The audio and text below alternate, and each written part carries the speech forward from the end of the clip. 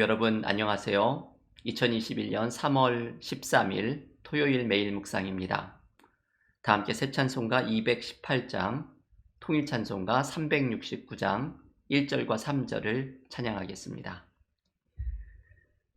내 마음과 정성을 다하여서 주 너의 하나님을 사랑하라.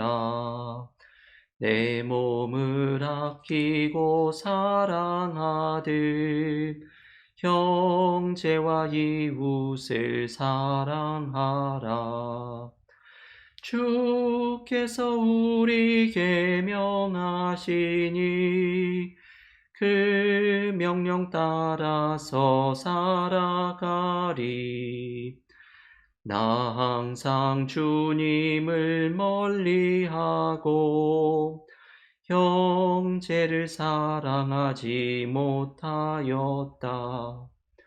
이러한 죄인을 사랑하사 주께서 몸 버려 죽으셨다.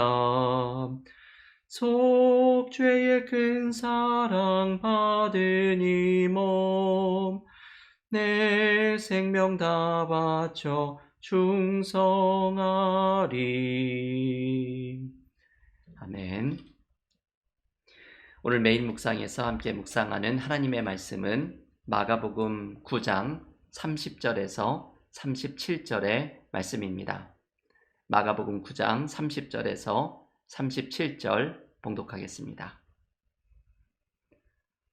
그곳을 떠나 갈릴리 가운데로 지날새 예수께서 아무에게도 알리고자 아니하시니 이는 제자들을 가르치시며 또 인자가 사람들의 손에 넘겨져 죽임을 당하고 죽은 지 3일 만에 살아나리라는 것을 말씀하셨기 때문이더라. 그러나 제자들은 이 말씀을 깨닫지 못하고 묻기도 두려워하더라.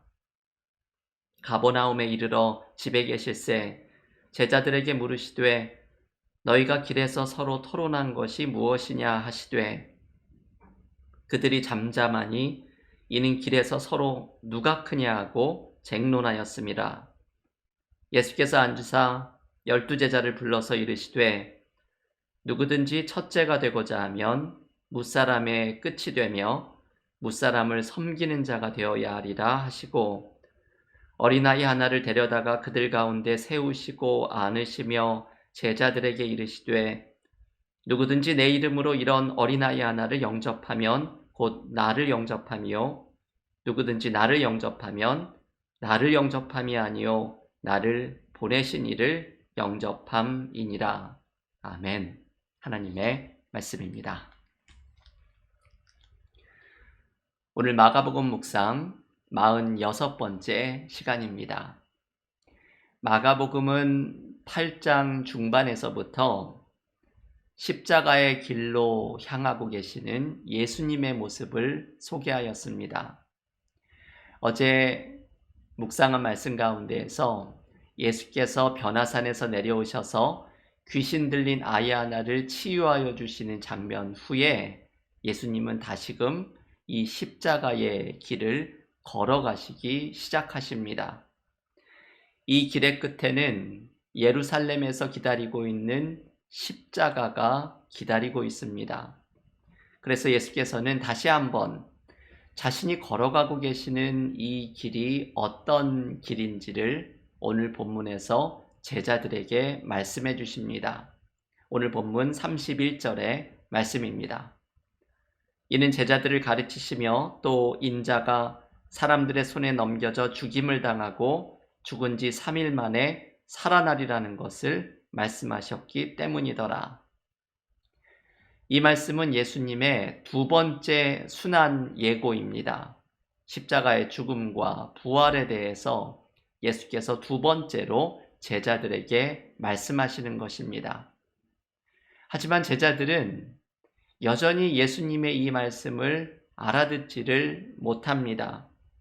예수께서 걸어가시는 이 길은 영광과 승리의 메시아의 길이 아니라 십자가의 길이라는 것을 말씀해 주셔도 제자들은 무지하여서 이 말씀을 이해하지를 못합니다. 제자들이 이해하지 못하는 모습을 바로 다음에 등장하는 제자들의 논쟁에서 깨닫게 됩니다.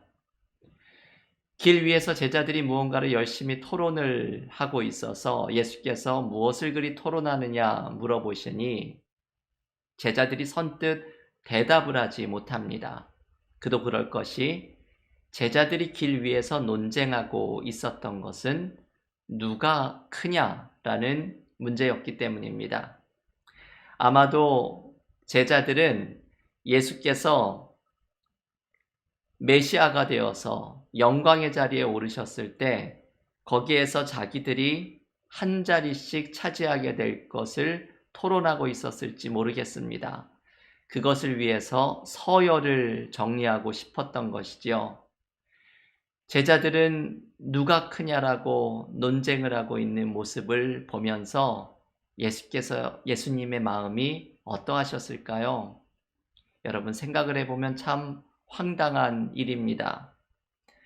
스승은 십자가의 길을 갈 것이다, 죽음을 당할 것이다 말씀하시는데 그 말을 듣고 있는 제자들은 누가 크냐를 논쟁하고 있으니 주님이 보시기에 얼마나 답답하셨을까요? 제자들의 이 모습을 보시고 예수께서는 무지하고 어리석은 제자들에게 참된 제자의 길이 무엇인지를 가르쳐 주기를 원하십니다.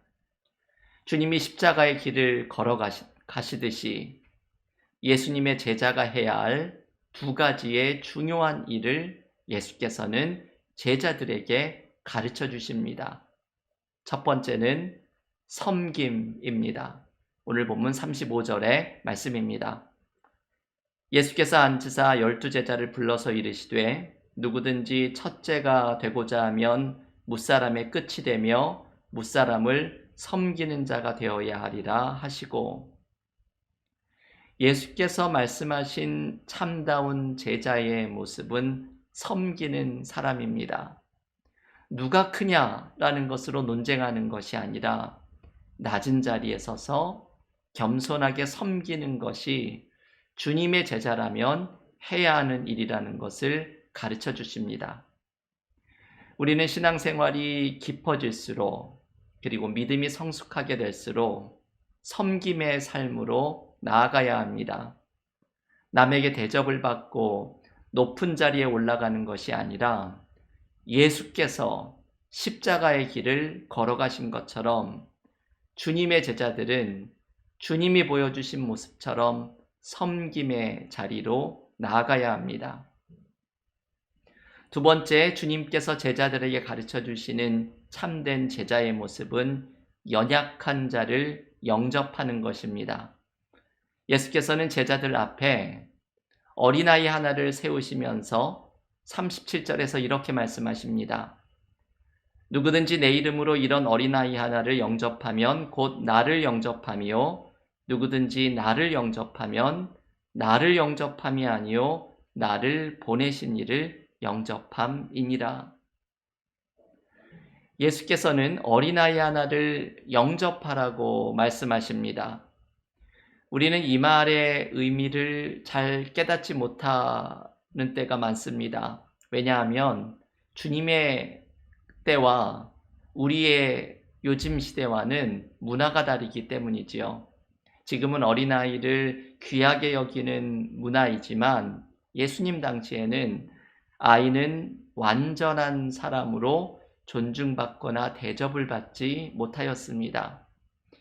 그러니까 오늘 주님이 말씀하시는 이 어린아이는 연약하고 소외되고 보잘것없는 사람의 대표입니다. 주님은 이렇게 연약하고 소외되고 보잘것없어 보이는 사람을 영접하고 환대하고 사랑을 베푸는 것이 주님의 제자가 해야 하는 일이라는 것을 말씀합니다. 누가 크냐로 논쟁하는 것이 아니라 이 섬김과 사랑을 베푸는 삶으로 나아가야 한다는 것입니다. 그런데 여러분, 주님이 말씀하신 이 섬김과 약한 자를 영접하는 것은 단순히 제자가 행해야 할 의무만이 아닙니다. 여기에는 큰 축복이 담겨 있습니다. 왜냐하면 이렇게 연약하고 소외된 사람을 섬기고 환대할 때 그 속에서 우리는 주님의 임재를 느끼기 때문입니다. 그 속에서 우리는 하나님을 만나게 되기 때문입니다. 이것이 방금 전에 읽었던 37절에서 주님이 말씀하신 내용입니다. 이 어린아이 하나를 영접하면 나를 영접하는 것이고 나를 보내신 하나님을 영접한다는 말의 의미입니다. 주님은 연약한 자 한 사람을 대접하는 것이 주님을 대접한 것이고 하나님을 대접한 것이라고 말씀을 합니다. 우리는 작고 연약한 자에게 섬김과 환대를 베풀 때 그 속에서 주님의 임재를 느끼고 하나님의 사랑을 발견하게 되는 축복을 경험하게 되는 것입니다. 제가 예전에 보스턴에 있을 때 제가 아는 한 목사님이 보스턴 근교의 좀 부자 동네에서 미국 교회에서 목회를 하는 목사님이 계셨습니다. 그분이 그 교회에 청빙을 받아서 목회를 시작을 했을 때 그 교회가 부자 동네에 있었지만 근처에 노숙자들이 많이 있다는 것을 발견하게 되었습니다. 그 교회에서는 수년간을 노숙자들에게 식사를 대접하는 숲 키친을 운영하고 있었는데 이 목사님에게 한 번은 이 숲 키친에 봉사를 하고 있는 한 미국 교인이 자신이 왜 이 사역을 계속하고 봉사를 계속하는지 간증을 해 주었는데 제가 그 말을 전해 듣고서 많은 은혜를 받았습니다. 이 미국 교인은 숲 키친 사역을 하면서 이것이 많이 힘들고 어려웠다고 말을 합니다. 왜냐하면 많은 시간과 노동이 들어가는 사역이기 때문입니다. 그럼에도 불구하고 이분이 이 사역을 수년간 계속할 수 있었던 이유는 노숙자분들을 위해서 식사를 준비하는 그 부엌에서 느끼게 되는 것이 있었기 때문이라고 말합니다. 교인들이 어려운 이웃들, 노숙자들을 위해서 식사를 준비하는 그 부엌에서 이상하게 하나님의 임재를 느낄 때가 많았다는 것입니다. 이것이 미국 교인이 노숙자 사역을 멈추지 못했던 이유입니다. 오늘 주님이 말씀하신 그대로이지요. 작은 어린아이 하나를 영접하면 나를 영접하는 것이다.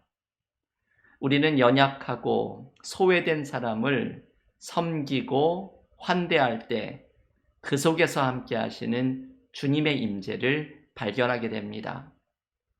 교우 여러분, 오늘 본문에서 주님께서 들려주시는 섬김과 환대는 주님의 제자라면 따라가야 할 모습입니다. 이것은 예수께서 걸어가신 십자가의 길의 근본 정신이기도 합니다. 주님은 십자가의 길을 통해 섬김과 우리를 향한 당신의 사랑을 보여주십니다. 하지만 이 섬김과 환대는 단순히 우리가 지켜야 할 의무만이 아니라 축복이기도 합니다. 왜냐하면 이 섬김과 환대를 통해서 우리는 예수님을 경험하고 하나님을 만나게 되기 때문입니다. 이번 사순절 우리도 주님이 걸어가신 섬김과 환대의 길을 걸어가며 그 속에서 주님을 새롭게 만나는 은혜가 넘치기를 간절히 기원합니다. 함께 기도드리고 개인 기도와 통독으로 경건의 시간을 이어가겠습니다. 하나님, 오늘 주님께서 걸어가신 십자가의 길에 나타난 두 가지의 모습을 제자들에게도 참된 제자라면 이 길을 걸어가라고 말씀하시는 주님의 음성을 듣습니다. 때로 누가 크냐고 논쟁하는 제자들처럼 어리석고 또한 교만한 우리들의 모습을 넘어서 주님이 말씀하신 섬김과 약한 자들에게 사랑을 베푸는 모습으로 나아가게 하시고, 그 속에서 주님의 십자가의 길을 우리도 따라가는 사람들이 되게 하여 주시옵소서. 주님 섬김과 환대가 우리에게 또한 축복임을 발견하오니, 연약한 자들을 섬기고 사랑하는 것 속에 주님의 임재를 뜨겁게 느끼는 은혜가 우리 모두에게 넘치게 하여 주시옵소서. 우리 은혜와 사랑교회가 창립 10주년을 맞이하는 올해에 섬김과 환대의 공동체로 더욱더 든든히 세워지게 하여 주시사, 이웃과 지역사회와 선교지를 향하여서 주님의 사랑을 나누며 그 속에서 하나님의 임재를 경험하는 믿음의 공동체로 세워져 가게 하여 주시옵소서. 예수님의 이름으로 기도하옵나이다. 아멘.